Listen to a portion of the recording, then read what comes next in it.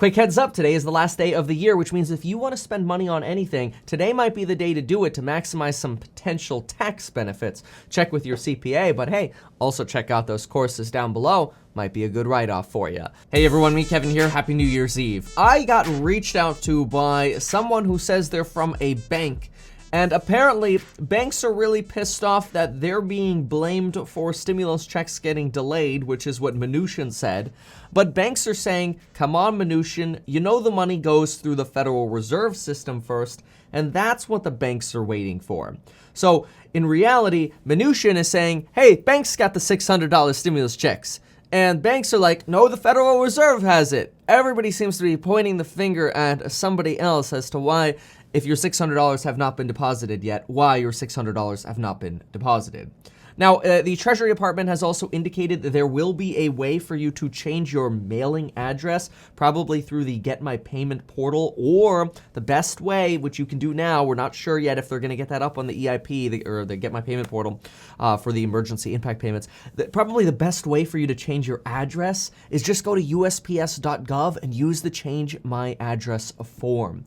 And always remember to use .gov addresses when you're doing this. So USPS.gov, change your address. Best way to get that $600 redirected if, say, you changed your banking information. They won't be allowing you to change any of your banking information. That's what I'm hearing from the Treasury Department right now, which means no banking changes. The only hope you can have is that they mail you the check, and if you moved, you got to have the Change My Address form up and running. And if you don't, the Treasury is just going to make you claim this when you file your tax return. Which, remember, the fastest possible way to file your tax return is to do so by e-filing. You could do that through your CPA, through TurboTax, through H&R Block, whatever. Don't have a specific recommendation for you. But if you file your taxes online, you generally have a 21-day wait period for the IRS to process your tax return, and then they will process your tax refund. And I believe the earliest they start taking tax refunds or tax returns for your tax refund is the end of January. I think in 2020, that was January 27th. So I expect it to be somewhere around a similar time frame this year. Although, who knows, the IRS could be more buried this year and they could end up taking longer. But these are sort of your alternative steps in the event you're not getting your stimulus check right away. And if you're waiting for the banks are just asking, please stop sending death threats. All right, folks, well, let's now have a quick discussion about the $2,000 stimulus check. So yesterday, I talked about the need, obviously, for us to have $2,000 stimulus checks. We broke down why it is that Republicans think that people with six-figure incomes are getting stimulus checks. It's because, well, Republicans are right. There are going to be people with six figures or making six figures getting $2,000 stimulus checks the way the law is written now. People literally up to $350,000 with 4 children as a couple could get up to a $2,000 stimulus check for the entire family. It's because of the way they wrote the phase-out rules. I think that's really going to hurt Republicans, and I really hope they would just negotiate this amendment if they would freaking get it. But Congress seems to be so blind to solving little issues and little stumbling blocks. So the hope that we have today is that Bernie Sanders does whatever he possibly can to delay a vote on the NDAA, which is the National Defense Authorization Act. And when he does this, he is trying to pressure Mitch McConnell to just bring the Cash Act to the floor. The Cash Act would provide $2,000 for an adult, $2,000 for a child, and $2,000 for an adult dependent. By bringing the Cash Act to a floor, we already expect it to pass. Chuck Schumer says we have the votes. Nancy Pelosi says we have the votes. Bernie Sanders kind of yesterday played off, I don't know, 60 votes, it's a big hurdle. I don't know if we're going to get the votes. He got the votes. He's just trying to, do psychology here, use psychology here to convince Mitch McConnell to just bring it up for a vote. We know it's going to pass if Mitch McConnell brings it up. But Mitch McConnell is dead set on not separating Donald Trump's 3 demands. Donald Trump's 3 demands. $2,000 stimulus checks, Section 230 repeal, and an inquiry or setting up a commission or committee to look into the 2020 election. Well, yesterday I also mentioned that pretty much the only way we could actually hope to get these $2,000 stimulus checks before the end of the year is if Donald Trump gives Mitch McConnell different instructions and says, no, Mitch, separate it. I want the $2,000. I've said it many times before, I want the $2,000, and I want the other 2 items modified. So in my opinion, even though it seems like eyeballs should be on Mitch McConnell, we already know Mitch McConnell has dug his heels in. He ain't moving. We got to get back to Donald Trump going, yo, where's the $2,000? So far, every single day, he's been going, hey, We need $2,000 ASAP. Unfortunately, and this sounds like come on, Kevin, like, why is that a big deal? No, for Trump, it's a big deal. It has now been more than 24 hours since Donald Trump has tweeted about the $2,000 checks. And today is the day we expect Bernie Sanders to try to block Mitch McConnell. And the fact that Donald Trump is now all of a sudden not tweeting about the $2,000 checks again is a little bit concerning, because we are trying to see if Donald Trump will actually send the correct signal to Mitch McConnell to get Mitch McConnell to just bring the darn bill up for a vote.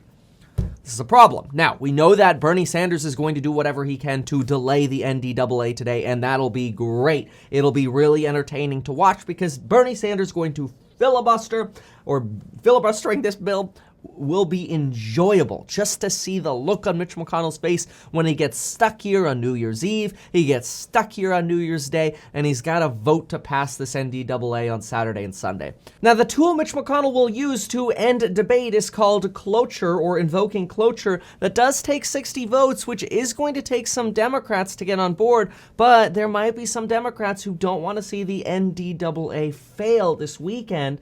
In fact, there are probably a lot of Democrats that might just throw in the towel and say, no, we can't let the NDAA expire. We have to pass the defense bill. We're not going to not vote for the defense bill just because of the $2,000 checks. We'll just deal with that in the next session of Congress, because if we don't pass the Budget Act, then we get nothing. We don't get the Budget Act for the military, and we don't get the $2,000 checks. So that's where it's probable that some Democrats are going to end up folding and giving Mitch McConnell the 60 votes he needs to end debate this weekend. Except, again, we're getting Bernie's delay. But the problem is, there are ways, they've got their ways, of bypassing Bernie Sanders filibuster this Saturday and Sunday, which means ultimately Mitch McConnell will be able to bypass Bernie Sanders and his filibuster, which means ultimately the NDAA will pass and the Senate will close Sunday night all of their business, which means the Cash Act evaporates as not happening. Then all eyes are on the January 5th election. Will Democrats sweep, and then Chuck Schumer can bring the Cash Act up again, maybe revise it slightly, bring it up again, pass it through the Senate. It'll pass through the House, and great, we'll get the $2,000 stimulus checks instead of $600, which means we'll get the $1,400 boost. Or if Mitch McConnell wins, we're probably going to have to wait until Joe Biden comes in and pushes for the next big stimulus package. So for right now, we're stuck waiting for the PPP portals to open up, which they're not, the EIDL portals to open up, which they're not. We're stuck waiting for rental relief information, which we still don't have information on that, other than the guidance that you can go to metkevin.com/rental relief, and you could kind of see based on which state you click, which department you might be able to call or email to get some more information on rental relief, so that hopefully you become first in line.